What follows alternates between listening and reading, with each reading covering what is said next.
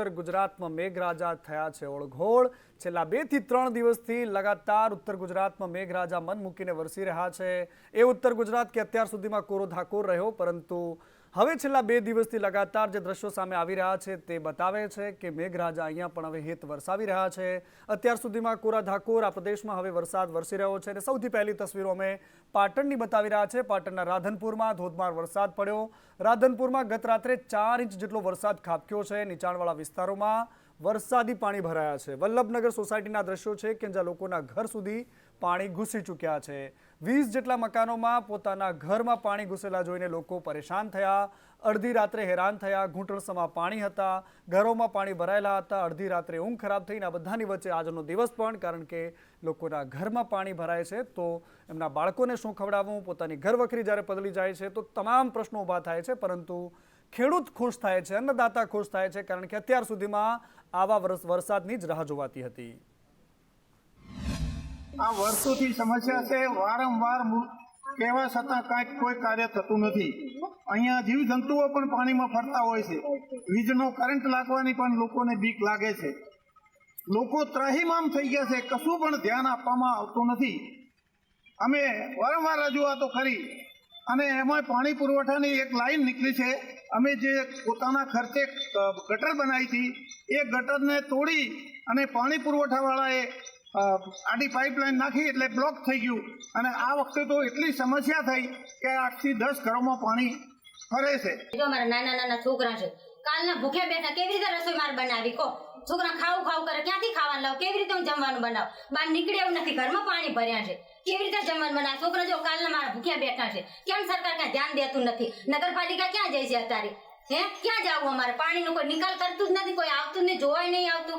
કાલનો આટલો વરસાદ પડે, ઘણો વરસાદ પડે, તમે ક્યાં જા? બોલો, આ ઘરમાં પાણી ભરાઈ ગયા છે। કેટલું પાણી ઘરમાં કઈ શોર્ટ સર્કિટ થાય, મકાન પડે તો હું ક્યાં જવું તો છોકરા લઈને? એક એક બૂંદને જે હેતથી વધારવા માટે આતુર હતી એ જનતા અચાનક જ લોકો એ તંત્રને ગાળો દેવા માટે મજબૂર કેમ થઈ જાય છે? ગામડું હોય કે શહેર, તમામ સ્થળો પર આ જ પ્રકારની પરિસ્થિતિ સર્જાય છે। અને હવે ઇટોવા ગામની વાત કરવી છે। ચાણસ્માનું આ ઇટોવા ગામ છે, તેની પણ કફોડી સ્થિતિ છે। અનેક સ્થળો પર પાણી ભરાયેલા છે। છેલ્લા ગઈકાલથી લઈને અત્યાર સુધીમાં પાણીના નિકાલની કોઈ જ વ્યવસ્થા નથી। નાના નાના ગામડાઓથી લઈને મહાનગરો સુધી એક જ પ્રકારની વ્યવસ્થા છે। આડેધડ થતા કન્સ્ટ્રક્શનના કામો અને આ બધાની વચ્ચે પાણીના નિકાલની કોઈ જ પણ પ્રકારની વ્યવસ્થા ન હોવાના કારણે આ વારંવાર પરિસ્થિતિઓ નાના નાના ગામડાઓથી લઈને શહેર સુધી થાય છે। ખેતરો જળબંબાકાર થયા છે, લોકોના ઘરોમાં પાણી ઘૂસી ગયા છે। પરિસ્થિતિને જોઈને 15 લોકોનું રેસ્ક્યુ કરાયું છે, સ્થળાંતર કરાયું છે। પશુઓ માટે ઘાસચારો પણ પાણીમાં ગરકાવ થઈ ચૂક્યો છે। તંત્રએ ખેતરોમાં પાણીને નર્મદા કેનાલમાં ડાયવર્ટ કર્યું છે। જેસીબીની મદદથી ખેતરોના પાણીને કેનાલમાં ડાયવર્ટ કરાયું। આ પ્રકારની પરિસ્થિતિ ચાણસ્મામાં થઈ છે। પરંતુ પાટણ જિલ્લો અત્યાર સુધીમાં ઓછા વરસાદમાં ગણાતો હતો, પરંતુ હવે શ્રીકાર વર્ષાના કારણે ઉત્તર ગુજરાતમાં પણ લગભગ 102% જેટલો વરસાદ થયો છે। ખેડૂતો માટે લાંબા ગાળા માટે ખૂબ સારા સમાચાર છે। તાલુકાના ઇટોડા ગામની અંદર આસપાસના જે 5 ગામના પાણી ગામની અંદર એટલે કે પરા વિસ્તારમાં ફરી વળ્યા હતા। મારી પાસે દ્રશ્યો બતાવવા માંગીશ કે ઇટોડા ગામનું જે પરા વિસ્તાર છે ત્યાં આગળ આ જોઈ શકાય છે દ્રશ્યો। હજુ સુધી તારાજીના દ્રશ્યો હોય એ રીતના દ્રશ્યો જોવા મળી રહ્યા છે। વહીવટી તંત્ર દ્વારા અહીંયા આવીને પાણીનો નિકાલ તો કર્યો છે, પરંતુ પાણી જે હતા તે હજુ સુધી આ વિસ્તારના જે પરા વિસ્તારના મકાનો છે ત્યાંની નદી ઓસર્યા નથી। આ દ્રશ્યો અંદર જોઈ શકાય છે કે જે ઘર આવેલા છે તેના ઘરની અંદર હજુ સુધી પાણી ભરાયેલા છે। એટલે કહી શકાય કે જે રીતે 5 ગામના પાણી એક ઇટોડા ગામની અંદર આવે છે। આ ઇટોડા ગામની અંદર અત્યારે જે રહેણાંક વિસ્તારો છે તેની અંદર પાણી ફરી વળ્યા છે અને આસપાસના જે 25 થી વધુ મકાનો છે તેઓની અંદરથી 15 જેટલા મકાનોનું જે પરિવાર છે તેઓનું સ્થળાંતર કરવામાં આવ્યું છે। વધારે એટલે કે કમર સુધીના પાણી ભરાયેલા છે અને ઇટોડા ગામની અંદર તારાજી સર્જાય તે પહેલાં તંત્ર જાગ્યું છે અને તંત્ર દ્વારા તાત્કાલિક જે નર્મદાની કેનાલ આવે છે તે કેનાલ તોડીને ગામની અંદરથી જે પાણી 5 ગામનું આવતું હતું તે પાણી રોકવાનું પાણી તો રોકી દીધું છે, પરંતુ હજુ સુધી ગામની અંદરથી જે નીચાણવાળા ભાગો છે ત્યાં ગાડીથી પાણી હજુ ઓસર્યા નથી। ભરત પ્રજાપતિ, સંદેશ ન્યૂઝ, પાટણ। તો આ તસવીર પાટણની હતી, પરંતુ સાબરકાંઠામાં પણ આ જ પ્રકારે મેઘરાજા આજે મન મૂકીને વરસ્યા છે। ગઈકાલે પણ આવો જ સારો વરસાદ સાબરકાંઠામાં રહ્યો। તલોદ નગરપાલિકામાં ચારેકોર પાણી જ પાણીની પરિસ્થિતિ છે।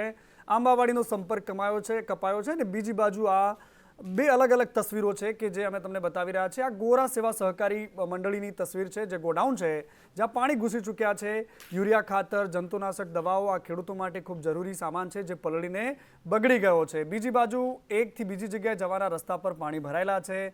આ ગામડું તરબોળ છે અને આ પ્રકારનો વરસાદ જ્યારે છેલ્લા ઘણા સમય પછી અહીંયા નોંધાયો છે, વરસાદ પડ્યો છે, ખૂબ સારી વાત છે, પરંતુ ક્યાંક અણઘડ વહીવટ થઈ રહ્યો છે, ક્યાંક તો કોઈ કાચું કપાઈ રહ્યું છે, જેના કારણે આ વરસાદની ખુશી ખેડૂતોની સાથે સાથે ગામડાઓમાં પણ લોકોને હવે ટેન્શન આપે છે. આ બે અલગ અલગ તસવીરો છે કે નાળા તૂટીને પાણી કેવી રીતે રસ્તા પરથી વહી રહ્યા છે, જેસીબીની મદદથી એકથી બીજી જગ્યાએ જવા માટે રસ્તાઓ સાફ થઈ રહ્યા છે. આ અલગ અલગ તસવીરો છે સાબરકાંઠાની કે જ્યાં વરસાદના કારણે ખેડૂતોને ખુશી તો છે, પરંતુ ક્યાંક ને ક્યાંક ચિંતા પણ છે.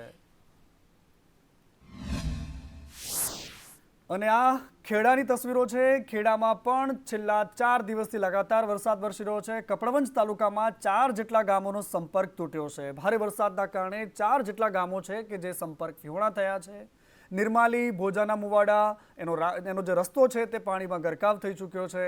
રોડ પાણીમાં ગરકાવ થતાં ગામો સંપર્ક વિહોણા થયા છે. લાલમાડવા અને ભોજાના મુવાડા ગામ સંપર્ક વિહોણા થયા છે. આ 4 ગામડાઓના રસ્તા વચ્ચેથી પાણી નીકળતા ગામો સંપર્ક વિહોણા થયા છે. ગુજરાતભરમાં સાર્વત્રિક શિકાર વરસાદ થયાની સાથે સાથે ક્યાંક વિનાશ પણ વેર્યો છે, પરંતુ આ બધાની વચ્ચે હવે ફરી એકવાર એક આગાહી આવી છે, જેમાં એ વાત સ્પષ્ટ છે કે ગુજરાતમાં લાંબા ગાળા સુધી વરસાદ રહેવાનો છે. આગામી 4-5 દિવસ સુધી લગાતાર વરસાદની વાતાવરણ રહેવાનું છે. 2 થી 3 દિવસ હળવાથી મધ્યમ વરસાદની આગાહી અંબાલાલ પટેલે કરી છે. અને બીજી બાજુ અંબાલાલ પટેલ તો ત્યાં સુધી કહી રહ્યા છે કે આ વખતે રમઝટ કરવા માટે નોરતામાં પણ તૈયાર રહેજો, કારણ કે મેઘરાજા પણ તમારી સાથે જ રમઝટ કરવાના છે. આ બાજુના દ્રશ્યો તમને બતાવી રહ્યા છે ગ્રાફિક્સના માધ્યમથી કે જ્યાં યલો એલર્ટ જાહેર કરવામાં આવ્યું છે હવામાન વિભાગ દ્વારા, જે વડોદરા, ભરૂચ અને એની આસપાસના તમામ વિસ્તારો છે, આણંદ, નડિયાદ, આ તમામ વિસ્તારોમાં યલો એલર્ટ જાહેર કરવામાં આવ્યું છે. અમદાવાદમાં પણ યલો એલર્ટ છે, સાબરકાંઠામાં પણ યલો એલર્ટ છે. સાથે સાથે સાબરકાંઠા, બનાસકાંઠામાં પણ સારો વરસાદ થવાનો છે. રાજ્યમાં એક નવી સિસ્ટમ આકાર લઈ રહી છે, જેના કારણે આ વરસાદી સિસ્ટમ સક્રિય થશે અને 13 સપ્ટેમ્બરથી આ નવી સિસ્ટમ સક્રિય થવાની છે. નવી સિસ્ટમ સક્રિય થતાની સાથે 13થી લઈને 16 સપ્ટેમ્બર સુધી ગુજરાતમાં સારો એવો વરસાદ પડશે. કેટલાક વિસ્તારો માટે ટેન્શન થશે, કેટલાક વિસ્તારો આવકારશે, પરંતુ આ બધાની વચ્ચે મેઘરાજા આ વખતે દિવાળી સુધી લંબાય તો પણ કોઈ બેમત નથી. પરંતુ અંબાલાલ પટેલે જે વાત કરી છે કે નવરાત્રિમાં તમારે તૈયાર રહેવાનું છે, કારણ કે ખેલૈયાઓના રંગમાં ભંગ પડવાનો છે. નોરતામાં પણ મેઘરાજા રમઝટ કરવાના છે. પાછળની સિસ્ટમો જે છે એ ખાસ કરીને રાજસ્થાનના સંલગ્ન ભાગોમાં હળવા ભારે વરસાદી ઝાપટા કરી શકે. આ ઉપરાંત લગભગ જોવા જઈએ તો આ સિસ્ટમના કારણે દક્ષિણ ગુજરાતના ભાગોમાં ભારે વરસાદી ઝાપટા પડવાની શક્યતા રહેશે. એટલે 13મી સપ્ટેમ્બર પછી આવતી સિસ્ટમ એટલે 15, 16 કે 17 તારીખ સુધીમાં સક્રિય રહેવાની શક્યતા રહેશે.